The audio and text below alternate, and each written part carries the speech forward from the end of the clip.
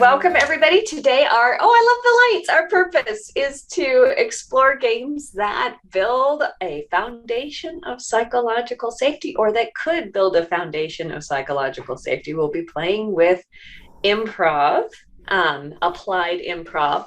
Our host, our guide today is Izzy. Izzy's got a great background in bringing applied improv into the business world. He was just talking about an event he ran for a chamber of commerce at a bar recently. So, like, that's the best chamber of commerce to be in my opinion. I first met Izzy at the IAF event in 2000, I think 14. And it was the only event I went to where everybody had a lot of fun and got things done and didn't have to take themselves quite so seriously. So this ability to bring humor into the world of work is a wonderful gift that I'm looking forward to exploring with you all today. Because these are experimental learning events, I would love to get your feedback on this experience at the end. And because people sometimes have to leave early and other things, I invite you to open the feedback form now. So the link is in the chat. And that way, later on, when you're like, oh, I'm going to go and do my thing. Wait a second, what is that tab? Oh, yes, I'm going to fill out that feedback form. So go ahead again, open that right now and have that ready to go. And with that, Izzy, I will turn it over to you. Welcome, everybody who just joined us. Thank you, Bill, Fiona, Ezekiel. Yeah, I appreciate you taking the time to explore together something that I've been trying to understand, both for myself and my clients, and just the state of the world. This idea about psychological safety, a word that I know causes some disruption to some people. The focus on DEI. And the desire to add, for me, my desire to add the word belonging, the B to DEI. What I realized from my work as a facilitator using applied improv as the process to get to different insights was that one of the keys that makes this process successful is that somehow people felt safe enough to become vulnerable. And what was interesting for me is how does that happen for people? It's certainly something I did consciously in the design, but I wasn't always aware of what makes people feel safe in a relatively short period of time, safe enough to be vulnerable. And what I'd like to play with today, literally play with and discuss, is your insights into how these activities, these interactive experiences, lead to a feeling of connection, a feeling of I'll use safety in the largest term, and how you might be able to use that. The first concept that started me thinking about this a number of years ago. Actually, let's just get started. It's like we're going to be playing some games, and I'm going to be asking for volunteers occasionally. We'll also be doing some activities and breakouts and small groups and watching each other. And you never have to volunteer. You'll never be forced to participate in a way that you don't want to. In fact, so let's start by just what I'd like you to do is put into the chat something about yourself that most people don't know. And I want you to do this in exactly 6 words, not less than 6, not more than 6. I want you to do tell us something about yourself that most people don't know in exactly 6 words. My contribution, I'll put it into the chat, is I used to do stand-up comedy. So it's I used to do stand-up comedy.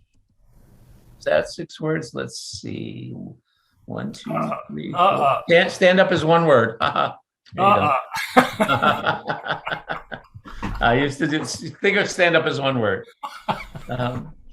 Bill loves to play tennis. Others, something about you in exactly 6 words.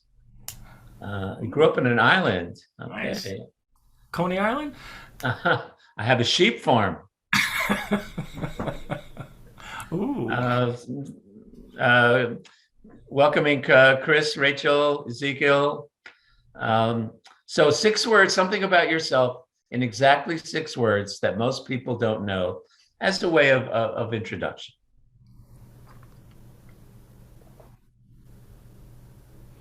Foodie, dot connector, slob. Not 6 words that describe you, a statement. 6 words, something about yourself that most people don't know in exactly 6 words. And I've been in Emily in the Peace Corps. Liz is the oldest of 7. Okay. MVP in the high school math team, and still have that jacket, right? That says captain math team. I like it. I spent my childhood shepherding goats. Okay. I spent my childhood shepherding goats. So thank you for this. So what do you think? What's a benefit or a reason that I've asked you to do this as an opening activity? What's been your reaction? And share with us what your thinking was as you fulfilled the request. And you can unmute and just popcorn it.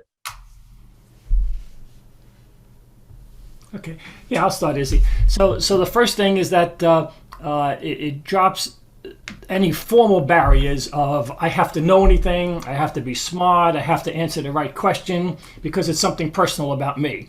And then the other piece for me is that I have the choice of how vulnerable I want to be. You know, do I want to talk about my tennis career, or do I want to talk about my bedroom activities? I can go from A to Z, and it's all my choice. So those are 2 things that come to my mind. Yeah, thanks. Someone else? What was your process of how you came up with your contribution? Yes. Yes. Yeah, I wasn't sure what is known and what is unknown to other people, because I've been so open to anyone. So it was so hard to find what is known. And what is unknown, right? So notice the maneuvering of how do I bring myself into the group. Any thoughts about your judgment about whether this was going to be good, bad, easy, hard, interesting, not interesting? What did you say to yourself when you right before you started writing? I thought it was interesting that you went with 6 words, exactly 6 words. That kind of threw into a bit of a distraction, so it could shift your thought away from, I'm vulnerable, or I'm telling people things that I wouldn't normally say. So I thought that was an interesting technique. Yeah, thank you. So the reason for this particular activity is, as Bill mentioned, it is one where you bring yourself to the group in a way that you decide how to do that. You decide how to do that.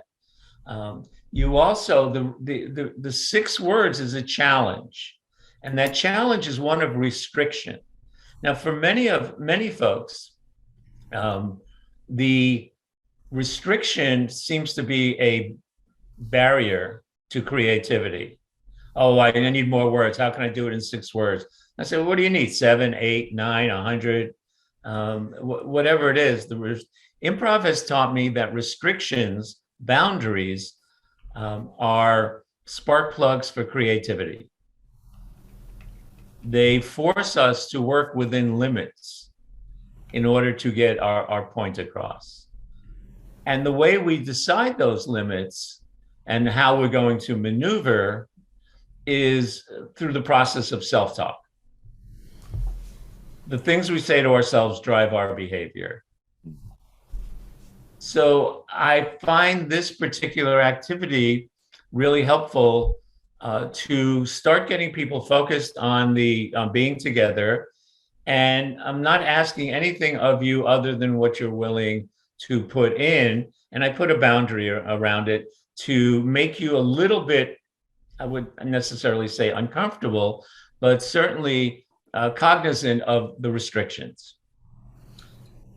And the reason I start with this related to the topic is that the design of our time together is to, as the title says, create a foundation where people feel able to be vulnerable and safe. Again, I'll use that word generically, without having to risk more than they're able to do.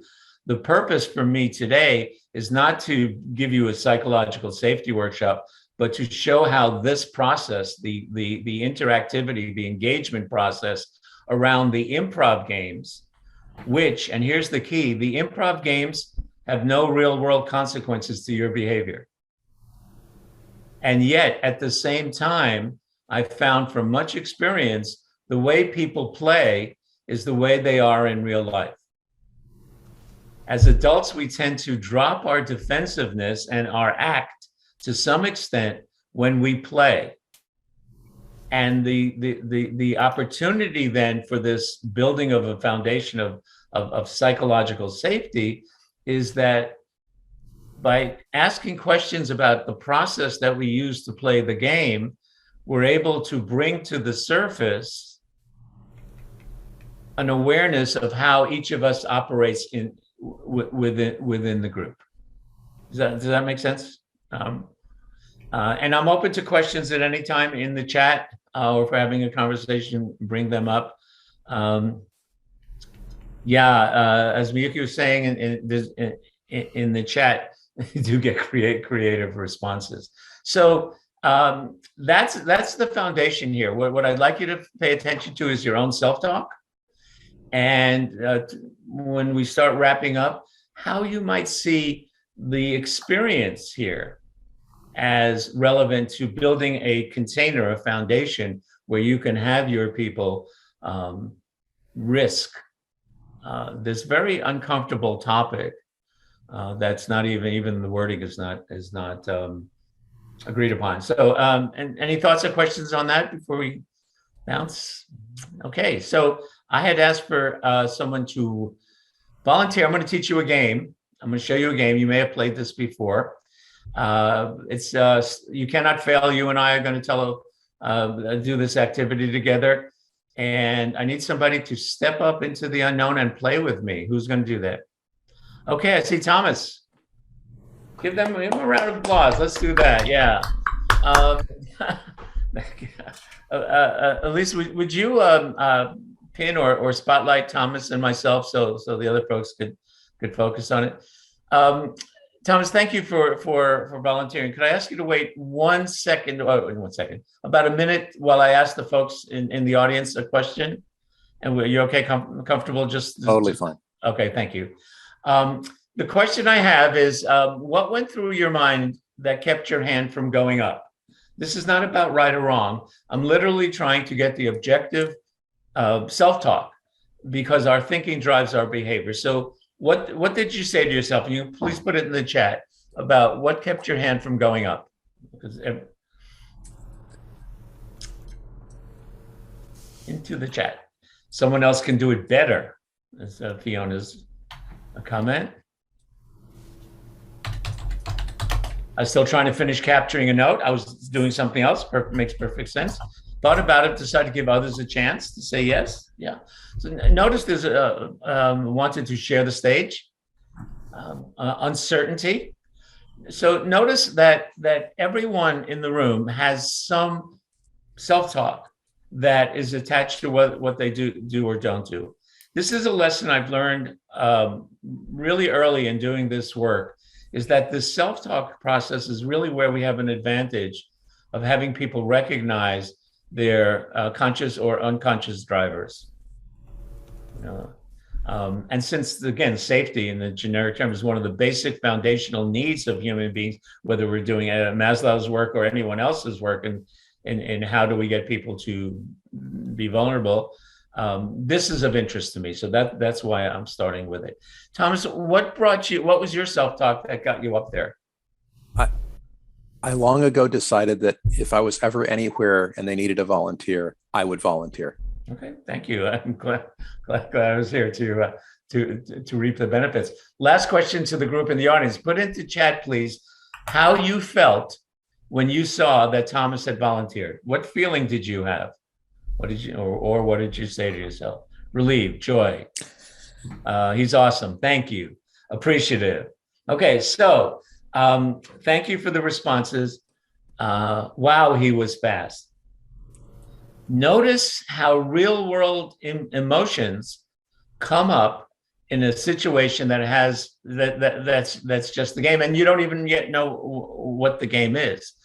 Just making a decision makes life easy. So one of the ways of building a foundation is to get people to begin to recognize this internal concept. I'll share with you the work that I do. Much of it is with leadership. And this is the activity I usually start with. It's actually called One Word at a Time, which I'll go through in a moment.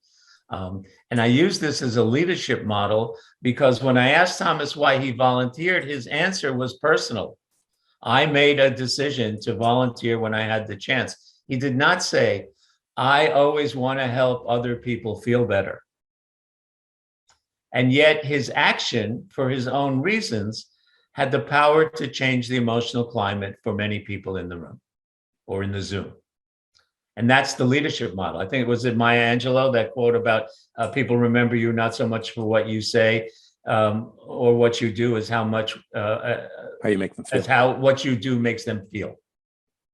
This is the exemplar of that concept, that connection of self-talk to that. So again, I just want to point out the power of playing these activities to bring up real world situations and emotions in a safe way.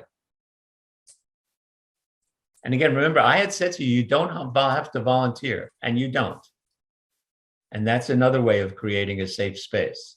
I'll tell you, as those of you who work with groups, as many of you do with teams and so forth, one of the reasons I do that is that if no one volunteers, I'll wait. And eventually somebody will volunteer because either they feel it's bad for me or they are recognizing there's a discomfort in that awkward silence. Who's going to do it? Am I going to do it? Somebody else is going to do it. Or somebody would do it. Oh, I feel bad for that person. All these things. Okay, I'll do it because I want to break that discomfort feeling. So a lot of richness in 10 minutes. So Thomas, the game is called One Word at a Time. You and I are going to tell a story that's never been told before. And we're going to do this one word at a time. The challenge is it's impossible to predict the outcome. We can allow each other to use periods, question mark, exclamation point to indicate the end of the sentence. However, that's not going to be our turn. Okay. Is that clear? So if I say period, you say something, I say period, it's still my turn, I say another word after. Yeah, we can't use the punctuation. It's a freebie. Okay. You can't. It's not an abdication. I can't always go period. Haha, back to you. I can't abdicate my responsibility of adding the word. So would somebody type into the chat, or a few people, a title of a story that's never been told before? Just make it up and don't think too much. And Thomas and I will tell you that story. Put it into the chat. Okay, I see. My one time at Burning Man. It's just so you want to go first? Or you want me to go first? Happy to go first.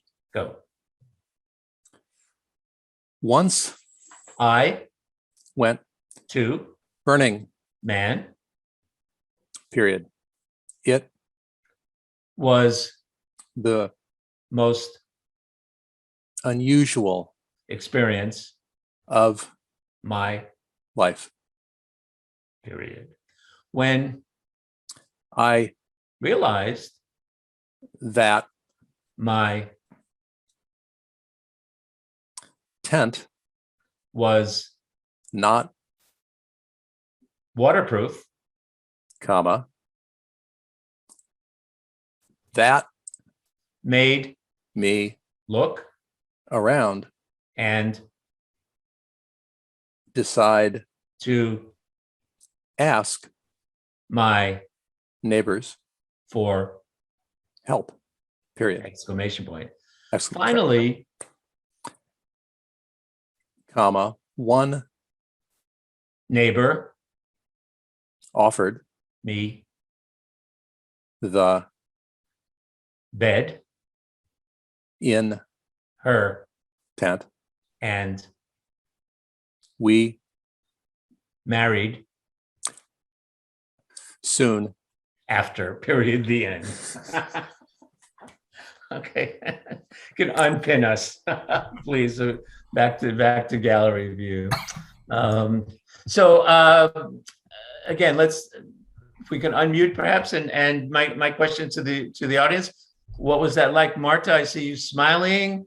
Inga, some smiles. Chris, some smiles. Yoki, some laughter. Share what's your reaction as an observer of this situation? Nice story with a happy ending. Yeah, true story. Yeah. Someone unmute. Just pop in. Thought it's interesting that it gives there's a sense of tension while the story is building. Attention in you. Yeah, I don't know. It's just an atmosphere of tension. Like, where's this going? Mm-hmm. And would you share a little bit? Was that comfortable? Less comfortable? What adjective would you use?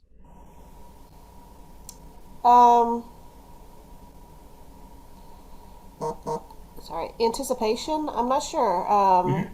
Like, I definitely like was secondhand worried for you guys. I don't know. Yeah. So I think what Melanie refers to is empathy. So this is a way. Notice again the power. We're talking about empathy to a situation that you're an observer in, and yet you can build rapport. So to go to our concept here, this is a way. At some point, you have this experience, this facilitation, this question. To say, well, how can we take this experience, what we learned from this interaction, to go when we're going into the really difficult conversation we're going to be having. I wouldn't say necessarily difficult. I don't want to name it. The challenging or the important conversation we're going to be having. So this is a way to bring up the topic of empathy from about the game and the experience, not the personality. You don't have to. So thank you, Melanie. So, other reactions or insights? I found interesting. Oh, sorry. No, you Inga, go had ahead. raised your hand. Yeah. Oh, I'm sorry, Marta. I'm sorry. Go ahead. Should Marta? I? Yeah, I found there were certain points in which more imagination was needed. So there's words like the, and then a noun comes or something else, and you have to put some more imagination. It was like a bit of bouncing a ball to the other one. So that was a nice game. Thank you. Inga, you had something? Then I think I saw John. As somebody who is familiar with the Burning Man theme, I found myself kind of jumping ahead with which word where I wanted the story to go. Like I had kind of an idea of, and like it was very vivid in my imagination, like picturing the tent and the jumping into the neighbor's tent. And because Burning Man is in a desert, I was quite judgmental about the rain part because it doesn't rain there. Except occasionally when it does. Like that doesn't make sense. So that was kind of my response to that. And I thought you guys are really good at doing your punctuation very correctly.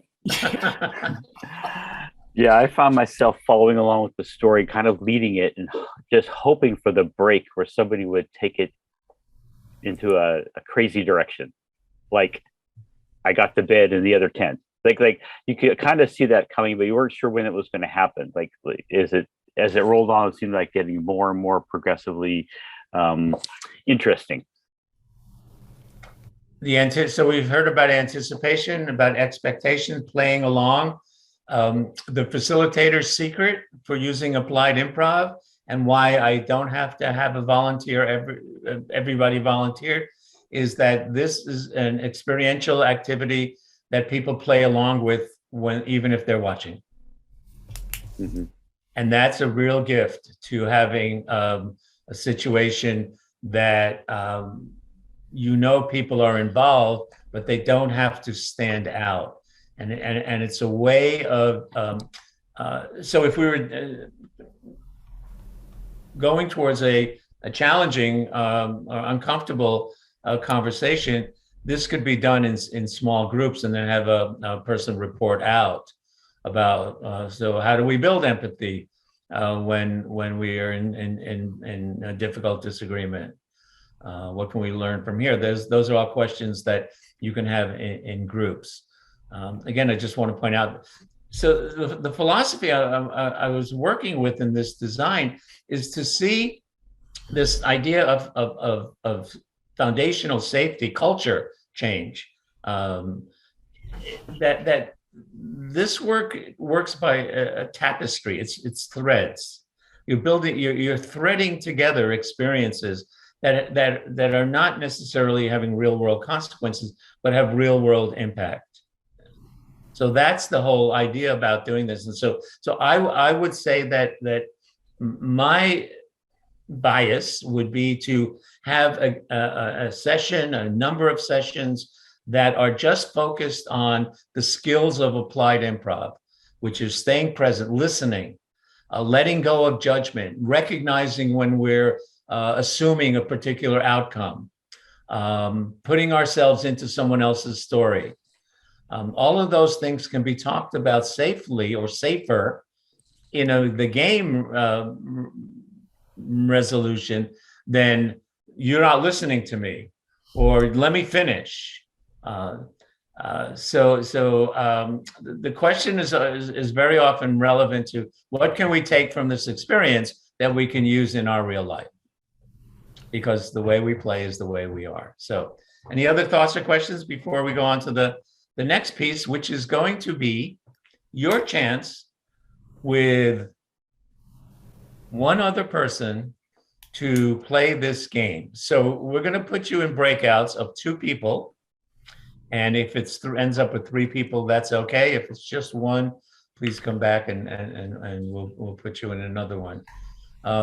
The idea is that you're going to do the game one word at a time. You'll have, once you get in, I would say 90 seconds, not a long time. You're all going to tell the same story. You're going to have a title in the chat. You'll decide who starts. Whichever person starts does the first word. You can use the period, question mark, exclamation point, not as your turn, but as a filler. And when it's over, somebody say the end. And that's it. And any questions about the process? Okay, I'm going to put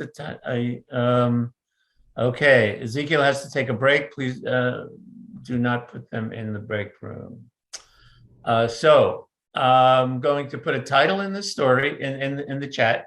Everyone will, this is the title of everyone's story. And it's going to be different every time. So let's see.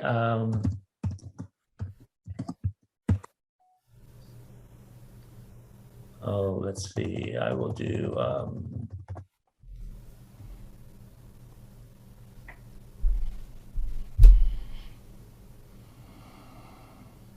The computers that revolted. Please, and you'll have about 90 seconds, and then we will call you back. So whenever it goes. And you know how to get to the breakouts, right? 1 minute. Did anybody's story end in a satisfying place, or you all left just a little anticlimactic? we got to the end. I think we are 2 words away from being the end. Okay. Please share your insights, questions, sharing thoughts on what we've been delving into. it's hard to let go of where you think the story should go and just respond to where it is. Mm-hmm. It is hard. And could I ask you just to flesh that out a little bit? What's hard about it?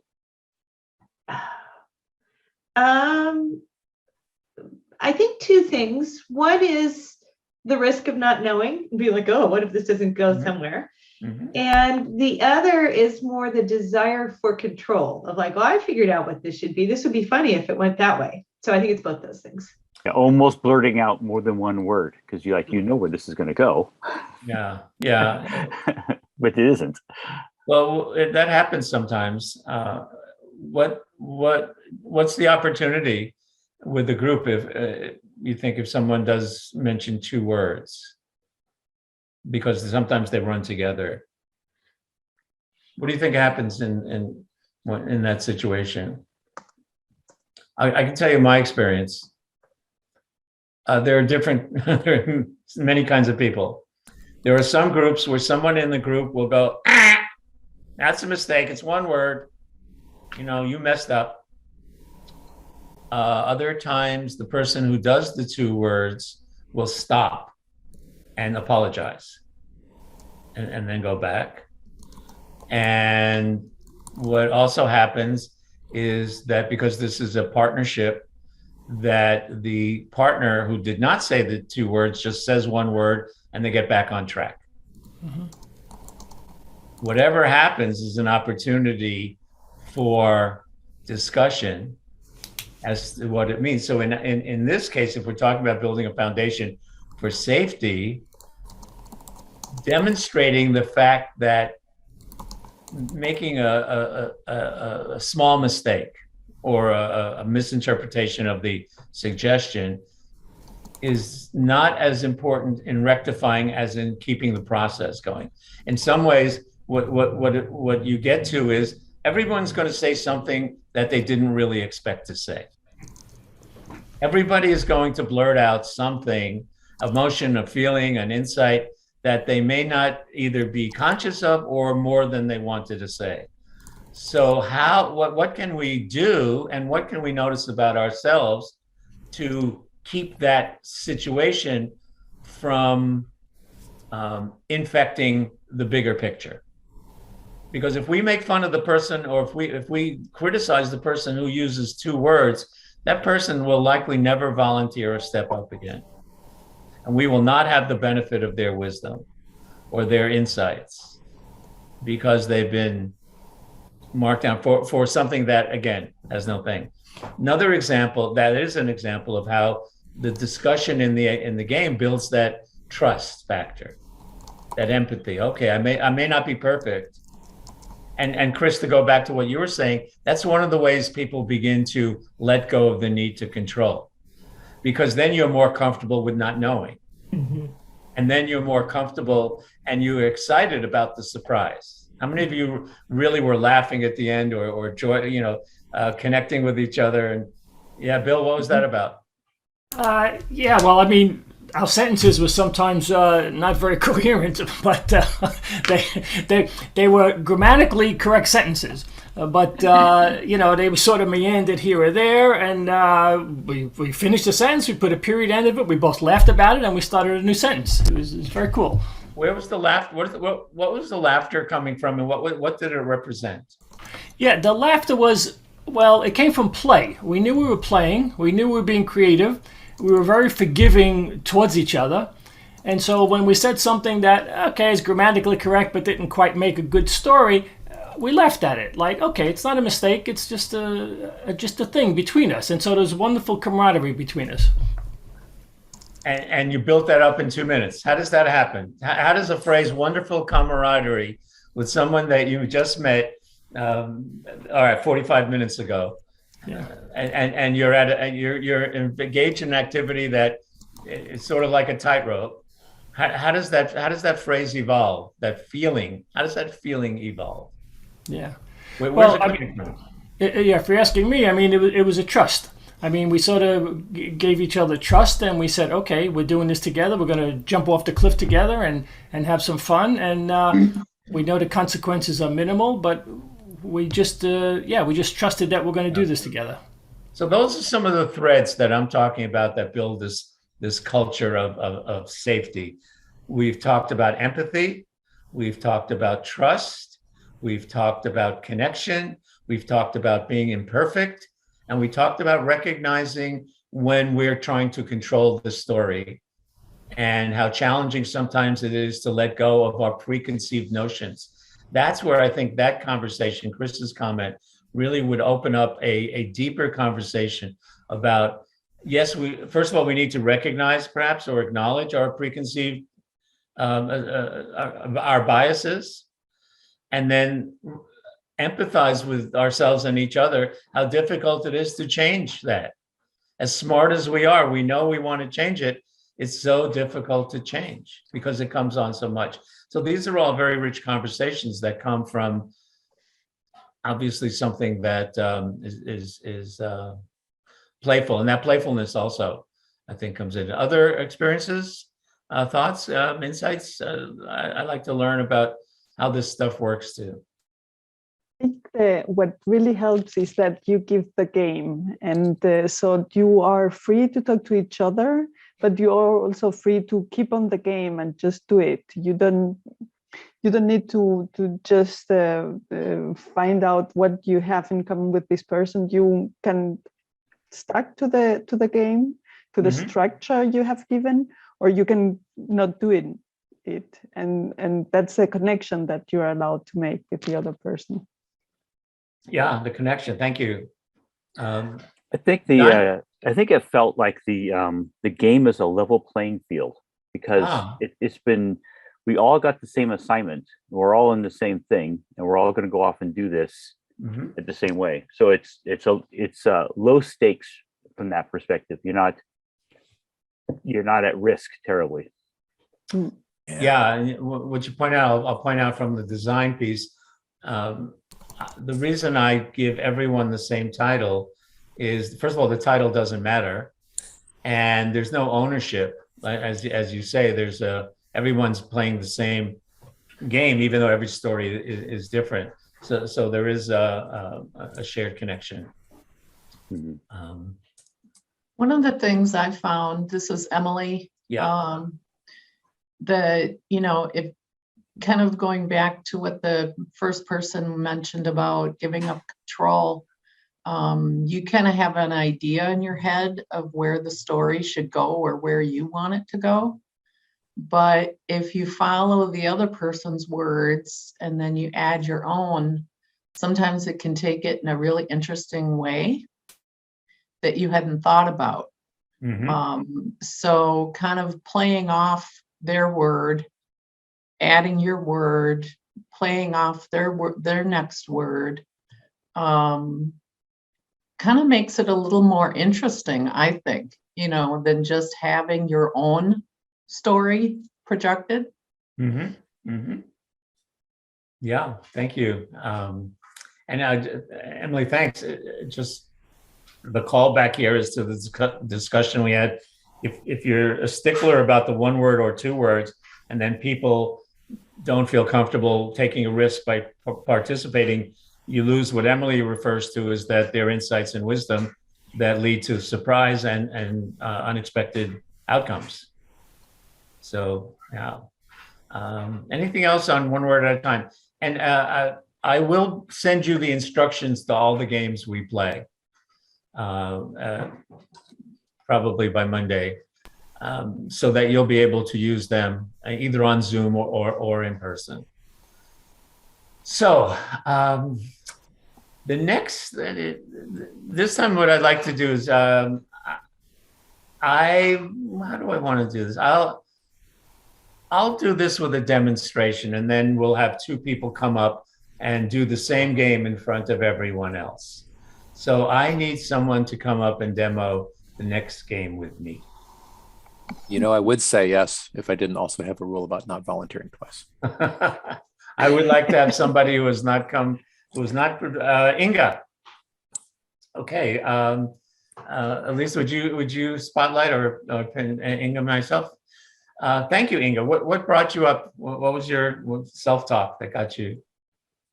Why not? Yeah. Just Why want not? to play. No, Yeah. you're not. I would say again, from your work with groups, one of the things that happens when you bring up volunteers and you let them choose whether they come or not, people then feel a little safer to take that risk, because they see, because what they're looking at is how I treat you. Remember when Thomas volunteered, he was you. He represented you. He made you feel better, the relief and so forth. So how he was treated and how he did was important, because he represented you. Most people would be rooting for the volunteer instead of me, because I'm the outside person. So this is a game called Rant. Okay. This game is that each of us is going to rant for 1 minute. And Inga, you're going to choose if you want to rant first, or the other person, while the person is ranting, does nothing but listen. No solutions, no fixing, no support. You're listening. And what you're listening for is the underlying ethical and moral higher ground that this person holds within themselves, even though they're ranting in what might be a negative way. So the idea is that to listen to what they're ranting about, and then the question is, after you've heard that, what do you believe is the high moral or ethical or idealistic goal that this person is carrying out? So Inga, do you want to rant for 1 minute, and then I will explain to you what I think what's underneath, or would you like to listen to me? Is it any topic that we can? And it could be any topic, and it could be real or not. It could be about the world situation, or it could be about how they don't make good ice cream anymore. I don't know, whatever you want, make believe or real. Okay. Which one do you want? Do you want to rant or you want to listen? I'll listen first. Okay. So I'm going to keep track, but also generally the listener keeps track for 1 minute. And when I start, I am going to do that. So, okay, ready, go. I am really angry at the people in the grocery store parking lot who don't put their shopping carts back in the corral. I get really frustrated, and I actually get angry when I see the cart, first of all, if it's in the spot that I want to pull into, so I can't use that, or if it's close to the corral, that I go, why can't people just take the extra minute and push it in there? Or sometimes it's all over the place, and you could see that there's just no thought about putting it back in its place. And I just get really frustrated at the way that people are just thinking about what they're doing and have not thinking about how their actions impact other people. And that's really frustrating. And that's my time. So, Inga, what's my higher moral, ethical drivers that led to that rant? That you have a real awareness of the impact. I'm assuming you have a real strong awareness of the impact you have on the larger community, and you really value when people are not just thinking about themselves, but thinking about the greater good. So I think that's where you're coming from. All right, thank you. Community-oriented. Mm-hmm. Okay, would you like to try it now? Okay. I am really frustrated with the housing situation. I live on a little island in Canada, and it is just ridiculously crazy, the value of houses here and the amount of rent that people have to pay to cover their basic needs of having housing. Most people pay over half of their income on housing. A lot of people are homeless and are constantly moving on our island because there's not enough accommodation.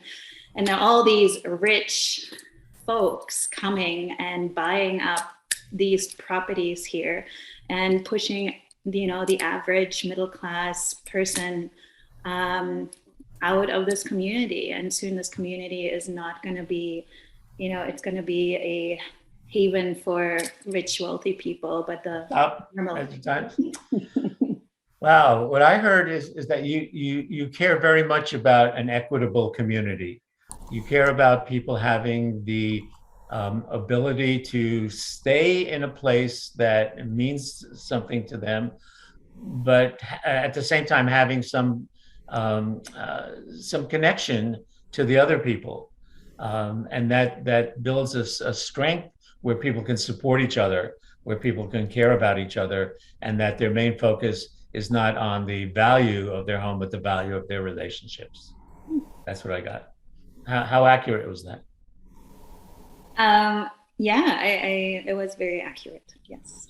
I like how far you took it, actually. Yeah. And how did you feel when you were listening to that?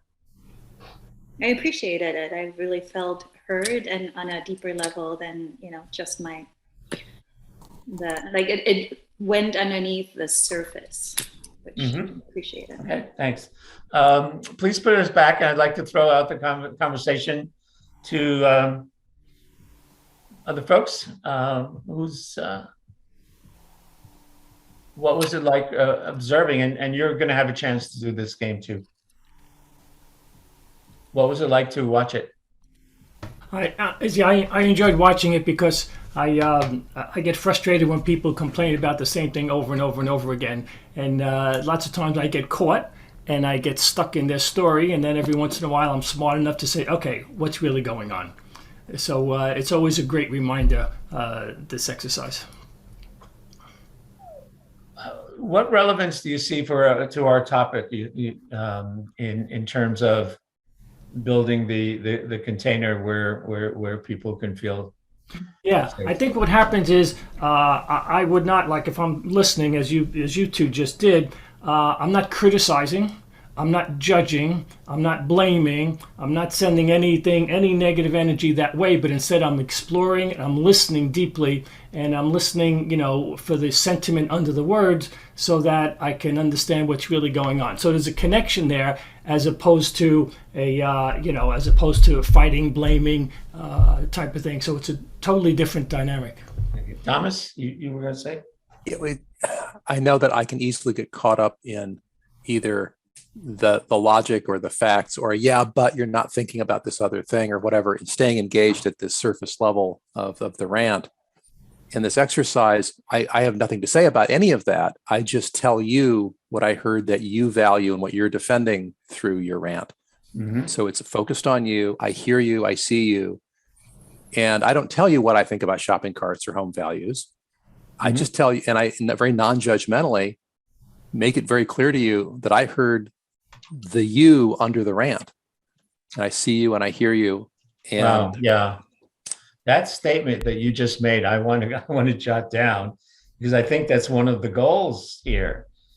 How can I see you, below the rant, or the you below the stereotype, or the you below the complaint? That's just somebody put that in there.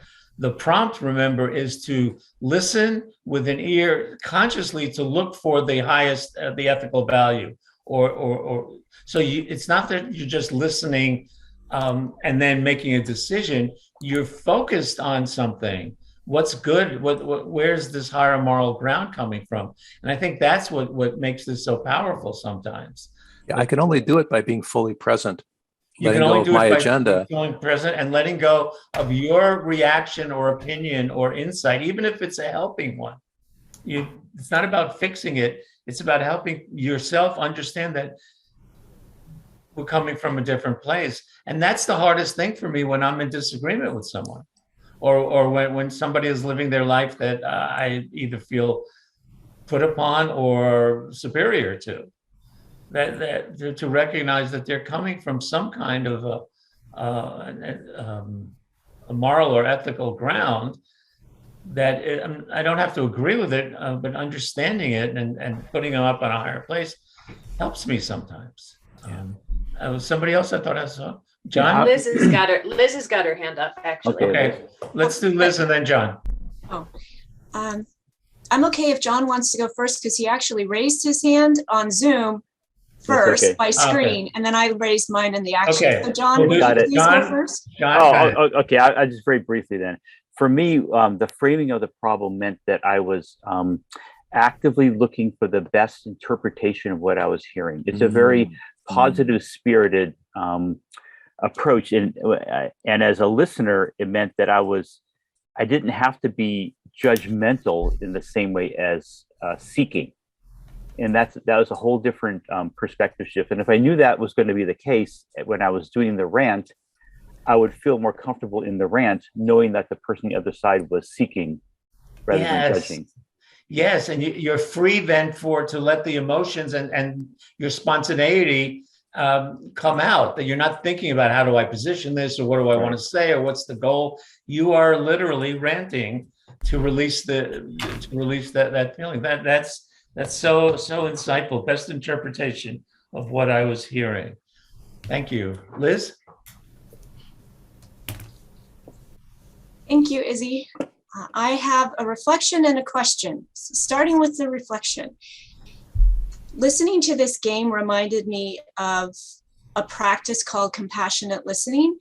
And what I liked about this game is that it was super simple in the sense that compassionate listening kind of takes people through this 8-week practice of learning these skills and having the opportunity, right? But you made it crystal clear in less than 1 minute and invited people to basically do what that practice asks people to do in such a sweet short time. And I think that that's really powerful as a facilitator, because you can bring those values or skills of compassionate listening, which is essentially just reflective listening with empathy, into a space. Let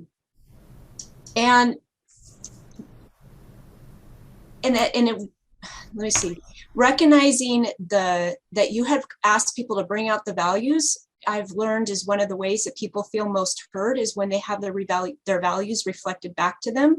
It's like a sense of you really do see me and you really are understanding what I'm trying to say, even when I'm not saying it very well. So I think this is a really powerful exercise and I'm so grateful to be introduced to it. And now here's my question. Mm-hmm. When we create a sense of safety in a room as a facilitator, imagine that a participant has ranted and we as a facilitator reflect back to them in a way that highlights their values and their ethical, moral drivers behind their rant. And they're just like, oh, I feel seen. And the rest of the room identifies that you are a person to whom they could also reveal part of themselves with and receive the same acknowledgement and validation, and that you're safe. When that happens, I've noticed that people tend to become more participatory, and that could affect time of a workshop. So as a facilitator, Izzy, what would you recommend we do when we have created psychological safety and more people are participating in from their heart, if you will? Are you asking in terms of staying on agenda, staying on track? Yeah. The way I design my programs is with flexibility. So I have 5 or 6 games now that that are ready to be played. Many are ready, but I picked 5 or 6. We may only get to 3 or 4 because of the discussion. It's built into the way that I work, is that the discussion is really the key. There are times, I think I was on a program, what's today, Thursday, Tuesday night, that people really went down. They all knew each other, so they started going into lots of situations where I literally say, that makes a lot of sense, and a couple of more things that we're going to get to. So let's do that. People are generally okay with that. The other thing to remember is what I try to do is once people open up and the topic is rich, I'll let it go maybe longer than I anticipated, or delve into it, or bring it back some other time. Some other time.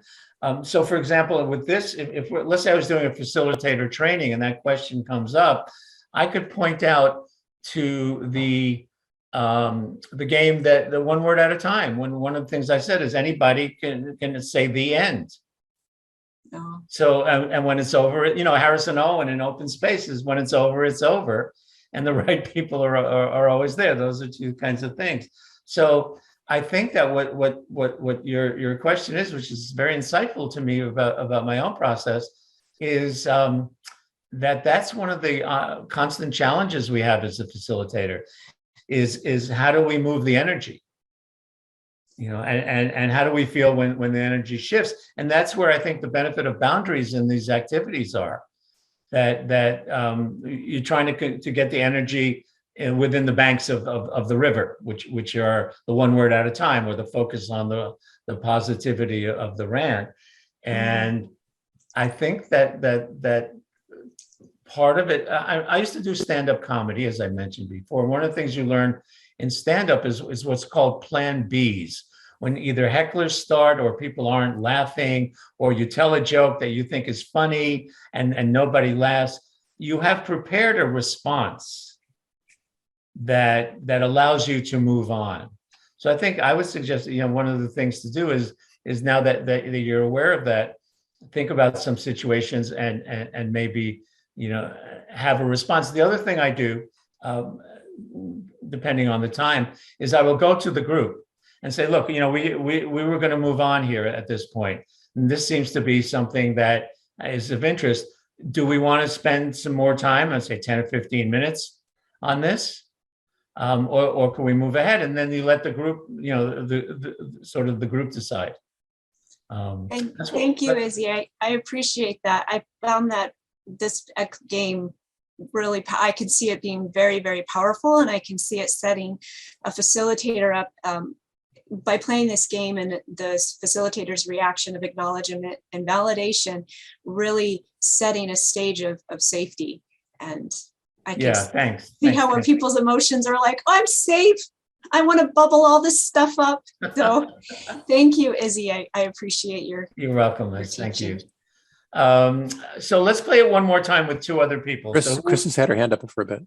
Oh, okay. Chris, thank you. Yeah, just one more quick question. I loved this as well. And I had a wonder about whether there's a potential paradox on creating safety for a group. So it creates safety for the individual who is ranting, but I could envision certain rants might actually cause harm to others in the room, depending on how they were delivered. And so I just was curious if you've ever seen that come up, and if there's anything that you would do proactively in setting that up that still leaves people free to rant, but just brings some awareness of, you hear what I'm saying? I do. I have not had a very negative experience. And I'm thinking about what you say. It's certainly possible when we get into the sensitive topics. Yeah. My gut says that if you've worked with your people on the improv outside of the difficult topic, then at this point, what I would say with this group, if this was a group, let's assume that when we talk about the real world topic, somebody starts ranting and other people are impacted by it. In other words, they're not feeling safe. Or what can we learn from this experience, or what can we do about it based on what we're experiencing here? So I would ask you that question, or anyone else that question. If we're with a group where the rant is evil or nasty or hurtful, and impacts somebody negatively, what can we take away from this experience with the game that we could use? And essentially what we're looking at is these activities allow for a creation of a handbook of agreements How are we going to be when somebody makes a small mistake, the 2 words, when somebody rants about somebody else that impacts them? So I would throw that out to you. What might be something that we can take from this activity, the rant? And Chris, it's a very powerful question that we can then use. Yeah, Izzy, I think one thing that comes to mind is I would question the person that was affected, and ask them if they got caught up in the story or if they really were looking beneath the story for the deeper truth. I would want to investigate that, because my guess would be they got caught up in the story a bit. I know that's not a full answer that I'm not happy with fully, but that's one question I think I would want to pursue. So the question then would be, what do you think, person, triggered the negative the feeling that you had? Yeah, I mean, I'm not sure I would start there. Maybe I would start with the real exercise, which is, what did you think was the underlying higher moral awareness? And they might get stumped with that because they really didn't get there. Yeah, that's possible. Maybe someone else? Yeah, Inga? Maybe before setting up the exercise, there could be a stronger framing that, when you notice yourself being triggered, maybe, try to redirect your attention on what's underneath the story. So in the framing, I think there's a lot of power in supporting people not to get triggered. Yeah, I'm seeing this. Elise, you have a thought? Yeah, so one of the groups that I work with intentionally brings together people on opposite polar sides of issues and people who've been radicalized into hate groups, so some pretty extreme unpopular opinions. And one of the challenges you have when you say that there are things that we can't rant about is that the people who hold those opinions have no place in which is safe for them. So if you're trying to create safety for everybody and bring people closer together from places where they have become driven apart, sometimes things will come out that are deemed completely unacceptable by the other group. So structurally, this exercise, this is a great foundational technique of listening to the underlying value, so that you can then say, I hear this, I appreciate this part of it, may I offer another perspective? Where you can then start to talk about, this is how it landed for me, this is what I heard, this is something here's a story about what that experience I've had makes me feel, right? So you get a chance to tell the narrative that in a place of trying to connect with that lower thing. But, if it's true, if you've got somebody in your group is truly violent, that's not a facilitator improv game kind of situation. That is a radically different kind of situation that requires a different response entirely. Yeah. But that question about wait a second, why have we pre-decided what's allowed to be said? And what kind of lack of safety does that create is one to really play with. Yeah, and as we're having this discussion, it highlights for me the premise that I mentioned earlier, that let's talk about the game, and then this real world situation comes up, the potential, and let's discuss now, how are we going to, what are we going to do? It's essentially part of the agreements that the group makes about how we're going to be in community together. When somebody gets triggered, when somebody says something that is emotionally charged for someone else. Because on one hand, I would imagine we honor everyone's feelings. All feelings are valid. So if someone is feeling really bad, it's not only about you should look for the good in this person, it's also, and we will talk about your feelings. But we're having the conversation about the game right now. It hasn't really happened. This is one way to blunt that explosion, that volcano that brings everybody back to the instinctive fight or flight reaction that so much of this work does. So I really appreciate that question. So the long answer, or the short answer to the long question, is hash this out. Have an activity, have a game focus, have a workshop on all the things that come up in the games. And the carryover question is, what can we learn? How does this relate to what's really going on? What can we relate to how it's really going on?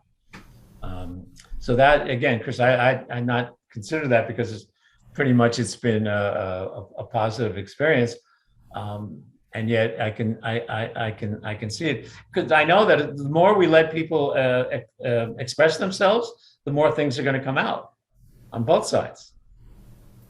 People are not going to hold back on their feelings when we allow and acknowledge all feelings. And if we're going to ask for honesty and truth, and then sometimes we're not going to like it. Or yeah, maybe is one of those places where that plan B is an important one to have ahead of time. Yes. For example, if somebody was doing their rant and it ended up containing a lot of things that were, say, racially biased or biased towards other people, you're in this interesting paradox between creating psychological safety for the person who is ranting, but it could be at the expense of the group's psychological safety. I actually love this exercise, and I think partly for me, I would just be more careful about context of where I'm bringing it in, just to control, because I had a real life situation that was not using improv, but where the person in the power position did their own rant in a way that caught me unprepared and was really unhelpful. So yeah, I don't want to keep taking the group's time on this. I think I'm just sort of sitting with some interesting paradoxes and opportunities for deeper thinking. Thank you for that. And again, I just love this work because it brings up real world stuff. The answer is have the discussions about the games, and they bleed out into real world, and that's when you can have your plan Bs or your agreements. And it is 1:15, so I can do a quickie game with two people. So could I have two people come up front? This is a different game. We're going to play a different game because you've already seen Rant. So Bill is one, and who's else? It's Chris. Okay, Chris. Is that right? Come on up. Thank you. So Chris and Bill, this is a game called A Gibberish Poet. One of you is going to speak in gibberish because you are a poet who writes in gibberish, a world's renowned poet. The other is the English translator. So you're going to tell the rest of us what the poem is all about. The way it works, you're a team, so looking at each other and connecting with each other and building off of each other really makes this work well. Generally, the poet will speak a couple of sentences worth, and then the translator will translate into English. The poet will then continue their poem and so forth for a short period of time. And of course, then it's up to the gibberish translator to tell us when it's over by just incorporating the end into it. So the two of you have the option to choose which roles you want. So among yourselves, one is the poet, gibberish, and one is the translator in English. Chris, what would you like? I'll translate.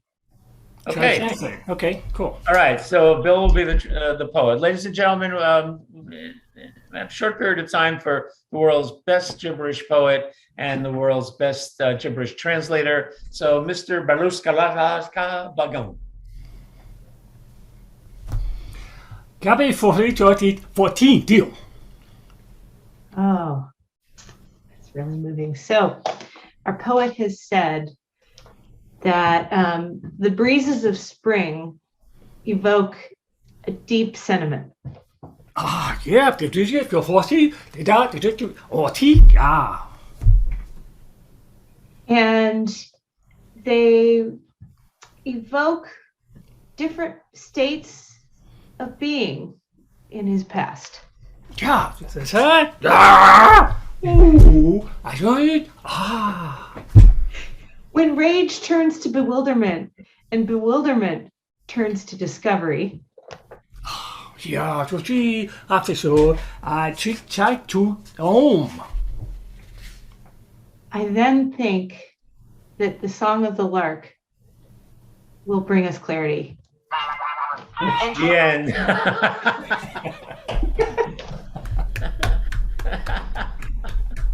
Okay, so quickly, for the players, what was that like for you? Oh, for me, it was fun. I mean, I didn't have to think of anything, but then what I did was I followed her.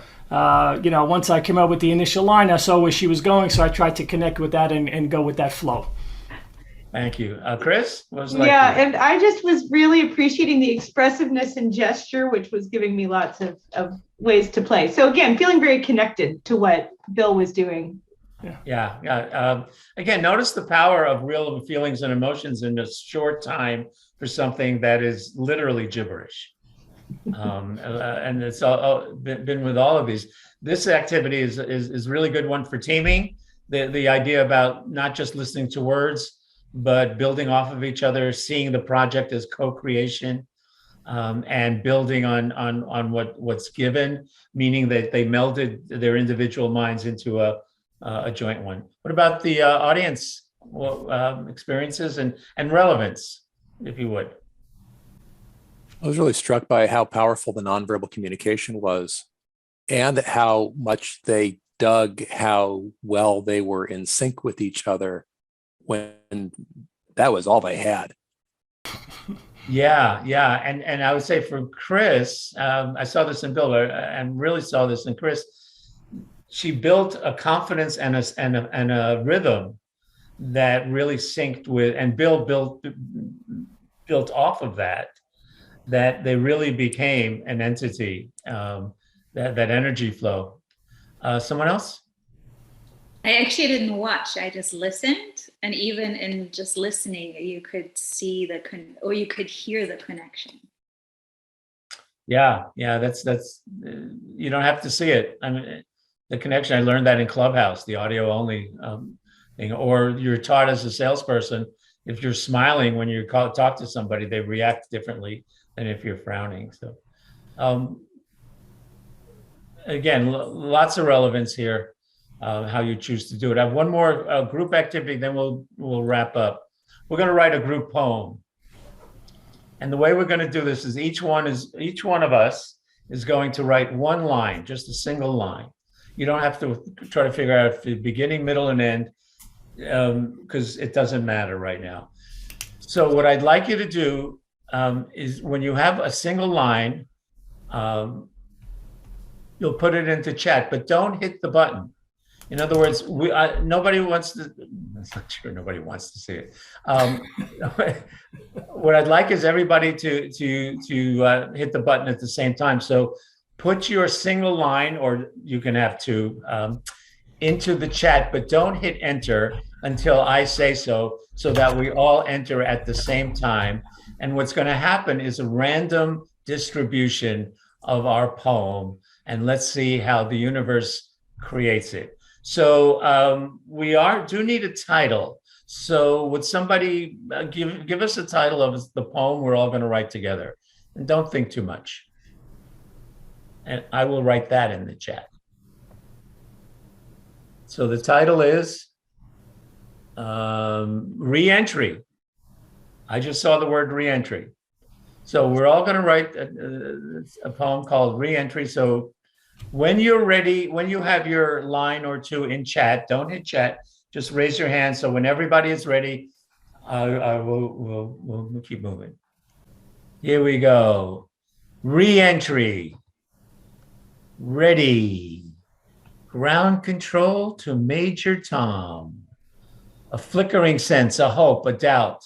Cinnamon Brulee's entry. Actually, Cinnamon Brulee's entry into the default world after Burning Man was spectacular. Lo, the sunlight sparkles on the stormy waters echoing the joy hidden in my loss. The dawn is upon us, slipping messily into the return. Time has passed, alone in the world. Silver linings in every misstep, food for thought, and the leaves turned red. I'm holding my inner self with warm palms, the invitation to be involved. The end, I think. Yes. The group poem of reentry. Listen, now you can save the chat. Who gets publishing rights on this? This is pretty.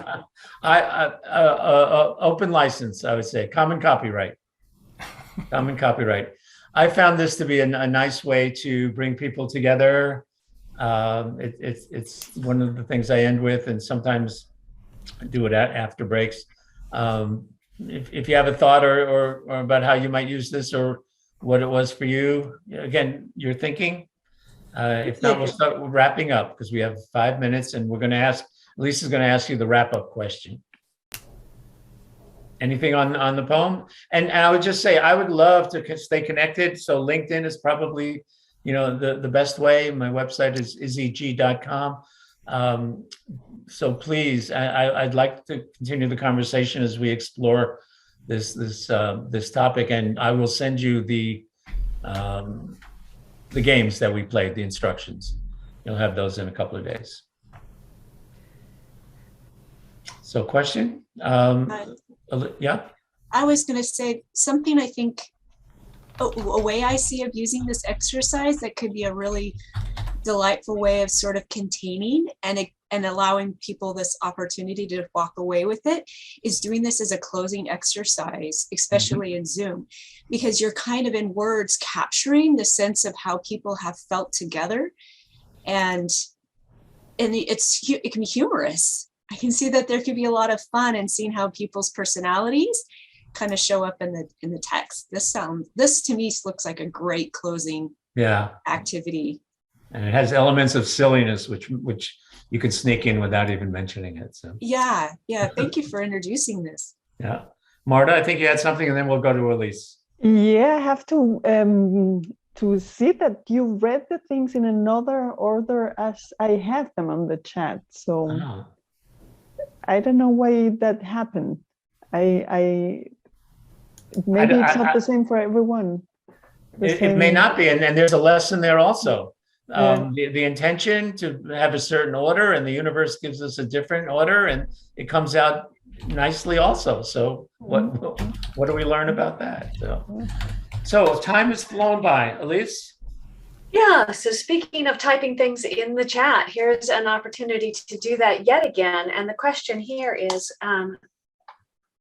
what did you experience here today that you're most likely to try?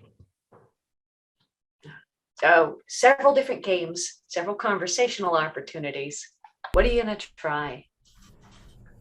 Everything. That's non-discriminatory. The power of play. The power of play. All of it. The poem creation, isn't that fun? Yeah. And one-word storytelling. Great little opener. The Rant. The Rant was pretty powerful. There were a lot of good observations on that one.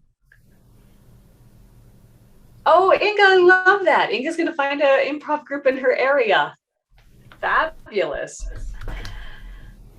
And the framing and the debriefs. Nice. Is that right? Like that's where all the stuff comes out, in the debrief. And because we're at 2 minutes, we keep this particular one short, but we will hang out later if anybody wants to continue to marinate together. So speaking of things that you enjoyed and things to marinate, please do leave actual feedback in a written, anonymous, detailed form for Izzy and our crew here. So there's the form is there at the very top. If you haven't already, go ahead and open that up. And then if you enjoy experimenting and playing, and I know some of you have seen us before, we have other events coming up. There's one there that isn't yet scheduled, that I know will be on May 11th, where I'll be talking with people about the myth of safety and whether that's an actual thing.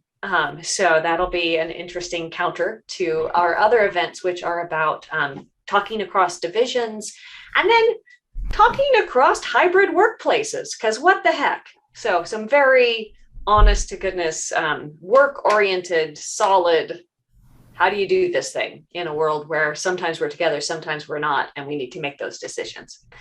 I look forward to seeing you at future events, and thank you so much, Izzy, for bringing this to our group and putting this together. And thank you, everybody, for playing. Thank you, Izzy. It's been great. Thank you very much. Thank you. That was awesome. Everybody. Yeah.